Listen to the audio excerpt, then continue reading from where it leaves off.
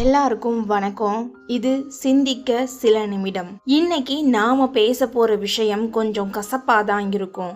ஆனா இதுதான் நிஜம். யோசிச்சு பாருங்க. ஒரு விசேஷ வீட்டுக்கு போறீங்க. உங்களை விட வசதியான ஒரு சொந்தக்காரர் வர்றாரு. உங்களை ஏளனமா ஒரு பார்வை பாக்குறாரு. என்ன தம்பி, இன்னும் அதே பழைய வண்டியான்னு நக்கலா ஒரு கேள்வி கேட்கிறாரு. அந்த நிமிஷம் மனசுக்குள்ள ஒரு வலி வரும் பாருங்க. நாம ஏன் இவ்வளவு மட்டமாயிருக்கோம்? நாம பண்றது எல்லாம் தப்போன்னு உங்களுக்கே உங்க மேல ஒரு சந்தேகம் வரும். இல்லனா ஆபீஸ்ல பாருங்க, நீங்க அவ்வளவு உழைச்சிருப்பீங்க, ஆனா யாரோ ஒருத்தர் உங்களை மட்டம் தட்டி பேசுவாங்க. அந்த இடத்துல ஆளை விடுங்கப்பா, எனக்கு இந்த வேலையே வேணாம்னு ஓடி போயிடலாம்னு தோணும். நிஜமா சொல்றேன் உறவுகளே, இந்த உலகம் உங்களை எப்படி பார்க்குதுங்கிறது முக்கியமே இல்லை. ஆனா இந்த உலகம் உங்களை அப்படி பார்க்கறதுக்கு நீங்க ஏதோ ஒரு வகையில இடம் கொடுத்துட்டு இருக்கீங்க. அடுத்தவங்களுக்கு அட்வைஸ் பண்றது ரொம்ப ஈஸி. ஆனா நமக்கு நாமே டேய் இதெல்லாம் தப்புடா, இதை மாத்திக்கோன்னு சொல்லிக்கிறது தான் ரொம்ப கஷ்டம். இன்னைக்கு இருக்கிற இந்த போட்டி உலகத்துல நீங்க ஜெயிச்சு நிக்கணும்னா புத்திசாலித்தனம் மட்டும் போதாது, சில மோசமான பழக்கங்களை வெட்டி எறிகிற தைரியம் வேணும். இன்னைக்கு இந்த வீடியோல உங்க வாழ்க்கைய தலைகீழா மாற்ற போற அந்த 10 முக்கியமான தவறுகளை பத்தி தான் பார்க்க போறோம். இந்த வீடியோவோட கடைசி பகுதி உங்க மனசாட்சியை தட்டும். அதுக்கு முன்னாடி உங்க வாழ்க்கைய மேம்படுத்திக்க நீங்க தயார்னா நம்ம சிந்திக்க சில நிமிடம் சேனலை இப்போவே சப்ஸ்கிரைப் பண்ணிட்டு அந்த பெல் ஐகானையும் அழுத்திடுங்க. சரி, இப்போ அந்த 10 தவறுகள் என்னன்னு ஒண்ணா பார்ப்போம். முதலாவது, தகுதி இல்லாதவனுக்கு ஏன் விளக்கம் கொடுக்குறீங்க? யாராவது ஒருத்தர் நம்மளை பார்த்து ஒரு விமர்சனம் பண்ணுவாங்க, உடனே நமக்குள்ள ஒரு பயம் வந்துடும். ஐயோ, அவங்க நம்மளை தப்பா நினைச்சிடுவாங்களோ, அவங்களுக்கு புரிய வைக்கணுமேன்னு மணிக்கணக்கா விளக்கம் கொடுப்போம். ஒரு பழைய ஃபோன் வச்சிருப்பத ஒருத்தன் கிண்டல் பண்ணுவான். நாம உடனே, இல்லை தம்பி, நான் பணத்தை வேற இடத்துல இன்வெஸ்ட் பண்ணியிருக்கேன், இந்த ஃபோன் இன்னும் நல்லா ஒர்க் ஆகுதுன்னு நம்மளோட மொத்த ஃபினான்ஷியல் பிளானையும் அவன்கிட்ட கொட்டுவோம். உண்மை என்ன தெரியுமா? உங்க மேல நம்பிக்கை இருக்கிறவங்களுக்கு விளக்கம் தேவையே இல்லை. உங்களை மட்டம் தட்டணும்னு நினைக்கிறவனுக்கு நீங்க என்ன விளக்கம் கொடுத்தாலும் அது அவனுக்கு ஒரு ஜோக்கா தான் தெரியும். நீங்க கொடுக்கிற விளக்கம் அவனுக்கு புரியணும்னா அவனுக்கு அந்த அளவுக்கு மெச்சூரிட்டி இருக்கணும். அப்படி இல்லாதவன் கிட்ட உங்க எனர்ஜியை வேஸ்ட் பண்றது எவ்வளவு பெரிய முட்டாள்தனம். ஏன் நாம இப்படி பண்றோம்? நம்ம ஈகோவை யாராவது டச் பண்ணிட்டா நம்மளால தாங்கிக்க முடியல. குறிப்பா 4 பேருக்கு முன்னாடி நம்ம கெத்து குறைஞ்சிடக்கூடாதுன்னு தான் விளக்கம் கொடுக்குறோம். ஆனா நீங்க எவ்வளவு ஜாஸ்தியா எக்ஸ்பிளைன் பண்றீங்களோ அவ்வளவு நீங்க பலவீனமானவரா தான் தெரிவீங்க. அவங்க ஒரு முகச்சுளிப்பு காட்டுறதுக்காக நீங்க ஏன் உங்க பர்சனல் ரகசியத்தை எல்லாம் அவங்க கிட்ட சொல்லணும்? நெக்ஸ்ட் டைம் யாராவது உங்களை சீண்டுற மாதிரி கேள்வி கேட்டா பதில் பேசாதீங்க. மௌனம், ஒரு சின்ன புன்னகை, 4 வார்த்தையில பதில், இதோட முடிச்சுக்கோங்க. உங்களை நிரூபிக்க வேண்டிய அவசியம் உங்களுக்கு தேவையே இல்லை. உங்க மேல உங்களுக்கு நம்பிக்கை இருந்தா போதும். தகுதி இல்லாதவங்க கிட்ட ஜஸ்டிஃபிகேஷன் கொடுக்காதீங்க. இரண்டாவது தப்பு, பண விஷயத்துல கேர்லெஸ்ஸா இருக்கிறது. இந்த உலகம் இப்போ பயங்கர வேகத்துல ஓடிட்டு இருக்கு. 10 வருஷத்துக்கு முன்னாடி இருந்த நிலைமை இப்போ இல்லை.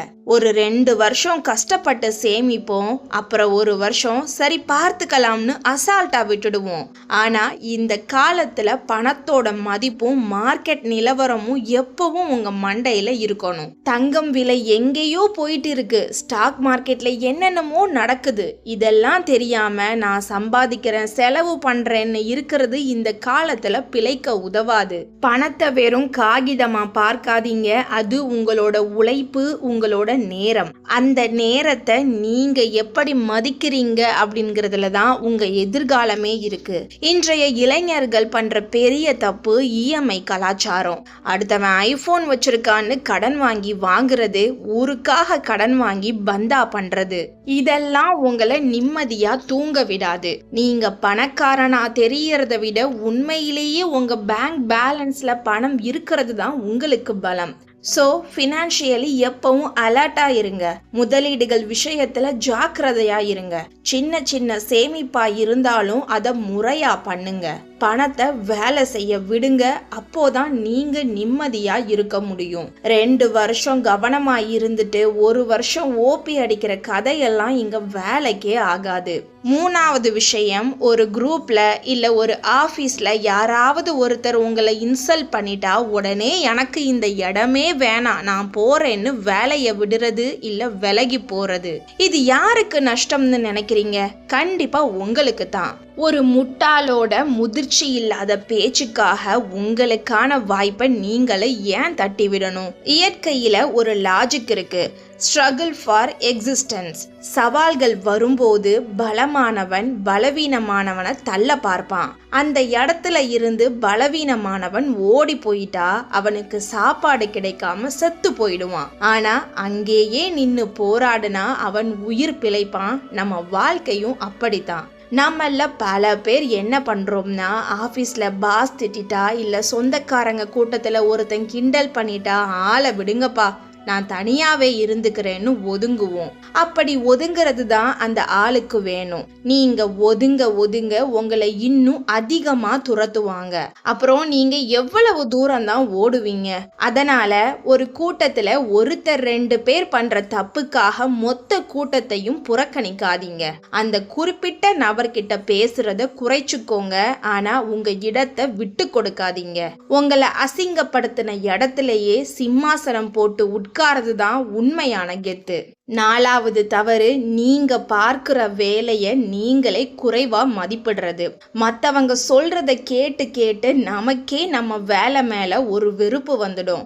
என்னப்பா இன்னமும் அதே கம்பெனிலேயே குப்பை கொட்டுறியான்னு யாராவது கேட்பாங்க. இல்ல நீ என்ன ஒரு சின்ன டிரைவர் வேலை தானே பாக்குறேன்னு நக்கலா பேசுவாங்க. யோசிச்சு பாருங்க, நீங்க என்ன வேலை செஞ்சாலும் அந்த வேலை தான் உங்களுக்கு சோறு போடுது, உங்க குடும்பத்தை காப்பாத்துது.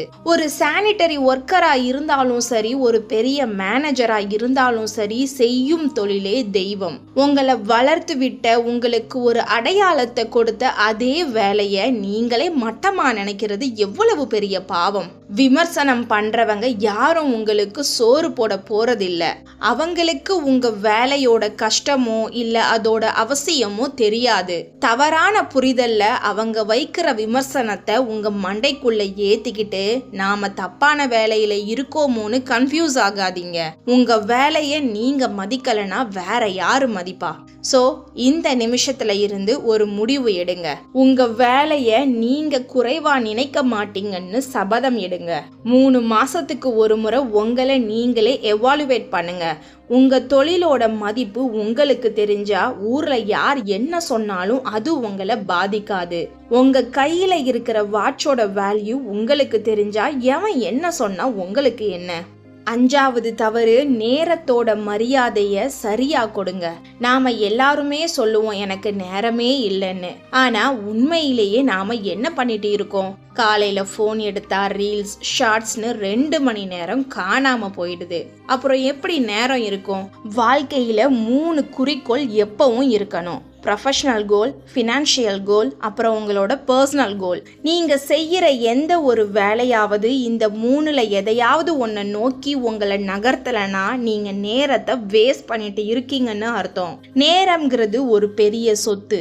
அதை செலவு பண்ணும்போது யோசிச்சு பண்ணுங்க. சில பேருக்கு பேஷன் இருக்கும், அது தப்பு இல்லை.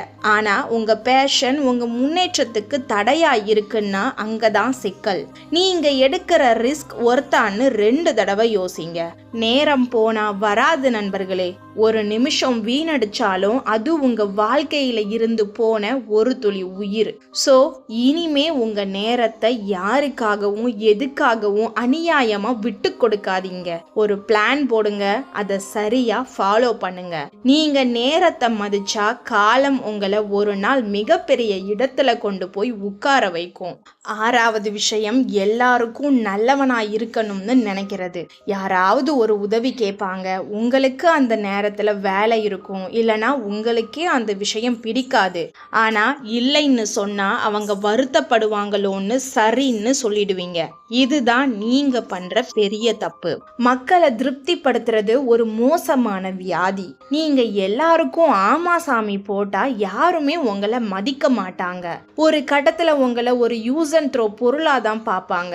இவன் கிட்ட என்ன சொன்னாலும் செய்வான்னு ஒரு இமேஜ் கிரியேட் ஆயிடும். உங்களுக்குன்னு ஒரு எல்லையை வகுத்துக்கோங்க. மரியாதைக்குரிய மனிதர்கள் எப்பவுமே எப்போ எஸ் சொல்லணும் எப்போ நோ சொல்லணும்னு தெளிவா இருப்பாங்க. நீங்க நோ சொல்றதுனால ஒருத்தர் விலகி போறார்னா அவர் உங்க லைஃப்ல இருக்கவே தகுதி இல்லாதவர்னு அர்த்தம். தைரியமா இல்லைன்னு சொல்ல கத்துக்கோங்க. அதுக்காக கோபமா சொல்லணும்னு அவசியம் இல்லை. தன்மையா ஆனா உறுதியா சொல்லுங்க. உங்க நேரமும் உங்க அமைதியும் தான் முக்கியம். அடுத்தவன் சந்தோஷத்துக்காக உங்களை நீங்களே அழிச்சுக்காதீங்க. 7வது தப்பு கம்பேரிசன். இன்ஸ்டாகிராம்ல ஒருத்தன் புது கார் வாங்கின போட்டோ போடுவான். உடனே நம்ம வாழ்க்கை இப்படி இருக்கேன்னு ஃபீல் பண்ணுவோம். அவன் போட்டோ போடுறதுக்காகவே லோன் வாங்கி இருப்பான். அது உங்களுக்கு தெரியுமா? அடுத்தவனோட கிளைமேக்ஸ் சீனோட உங்க ஆரம்ப காட்சியை ஒப்பிடாதீங்க. ஒவ்வொருத்தருக்கும் ஒரு டைம் லைன் இருக்கு. ஒருத்தன் 20 வயசுல ஜெயிக்கலாம், இன்னொருத்தன் 40 வயசுல ஜெயிக்கலாம். ஒரு பூ காலையில பூக்கும், இன்னொன்னு ராத்திரி தான் பூக்கும். அதுக்காக பூ பூக்காதுன்னு அர்த்தம் இல்லை. உங்களுக்கான நேரம் வரும்போது நீங்களும் பூப்பீங்க. மற்றவங்களை பார்த்து ஏங்குறதுனால உங்ககிட்ட இருக்கிற சந்தோஷமும் போயிடும். அவனுக்கு அது இருக்கு எனக்கு இது இல்லையேன்னு நினைக்கிறத விட்டுட்டு எனக்கு இதெல்லாம் இருக்கு, அதை வச்சு நான் எப்படி முன்னுக்கு வரலாம்னு யோசிங்க. அதுதான் புத்திசாலித்தனம். உங்க போட்டி உங்க கூட மட்டும்தான் இருக்கணும். நேற்றைய நீங்களை விட இன்றைய நீங்க ஒரு படி மேலே இருந்தா அதுதான் உண்மையான வெற்றி. அடுத்தவன் வாழ்க்கையை வேடிக்கை பார்க்கறத விட்டுட்டு உங்க வாழ்க்கையை அழகாக்க பாருங்க. 8வது தப்பு எனக்கு எல்லாம் தெரியும்னு நினைக்கிறது. படிச்சு முடிச்சு ஒரு வேலைக்கு போயிட்டா எல்லாம் முடிஞ்சதுன்னு நினைக்கிறோம். ஆனா உண்மை என்னன்னா அங்கதான் ஆரம்பமே இருக்கு. இந்த உலகம் ஒவ்வொரு நிமிஷமும் அப்டேட் ஆகிட்டு இருக்கு. நீங்க அப்டேட் ஆகலைன்னா அவுடேட்டட் ஆகிடுவீங்க. முன்னாடி எல்லாம் ஒரு டெக்னாலஜி வந்தா 10 வருஷம் இருக்கும். இப்போ அப்படி இல்லை. மாசம் மாசம் புதுசா வருது. நான் பழைய ஆளு, எனக்கு இதெல்லாம் வராதுன்னு சொன்னீங்கன்னா இந்த உலகம் உங்களை ஓரம் கட்டிடும். அறிவே ஆற்றல். அந்த அறிவை வளர்த்துக்கிட்டே இருக்கணும். தினமும் ஒரு 20 நிமிஷம் ஏதாவது புதுசா கத்துக்கோங்க. அது உங்க துறை சார்ந்த விஷயமா இருக்கலாம், இல்ல உலக நடப்பா இருக்கலாம். கத்துக்கிறத நிறுத்துற அன்னைக்கு நீங்க வயசானவரா ஆகிடுவீங்க. கத்துக்கிட்டே இருந்தா நீங்க எப்பவும் இளமையா எனர்ஜெட்டிக்கா இருப்பீங்க. அறிவு தான் உங்களுக்கான ஆயுதம். அந்த ஆயுதத்தை எப்பவும் கூர்மையா வச்சுக்கோங்க. யாருக்காகவும் எதுக்காகவும் கத்துக்கிறத நிறுத்தாதீங்க. இந்த அறிவு தான் ஒரு நாள் உங்களை மற்றவங்க முன்னாடி ஒரு ஜாம்பவானா காட்டும். 9வது விஷயம் உங்க ஆரோக்கியம். பணம் சம்பாதிக்கணும், பேர் எடுக்கணும்னு சொல்லி தூக்கத்தை விட்டு நேரத்துக்கு சாப்பிடாம ஓடுறோம். கடைசியில என்ன நடக்கும்? சம்பாதிச்ச பணத்தை எல்லாம் ஹாஸ்பிட்டல்ல தான் கொடுக்கணும். உங்க உடம்பு தான் நீங்க வாழ்ற ஒரே இடம். அதை சிதைக்காதீங்க.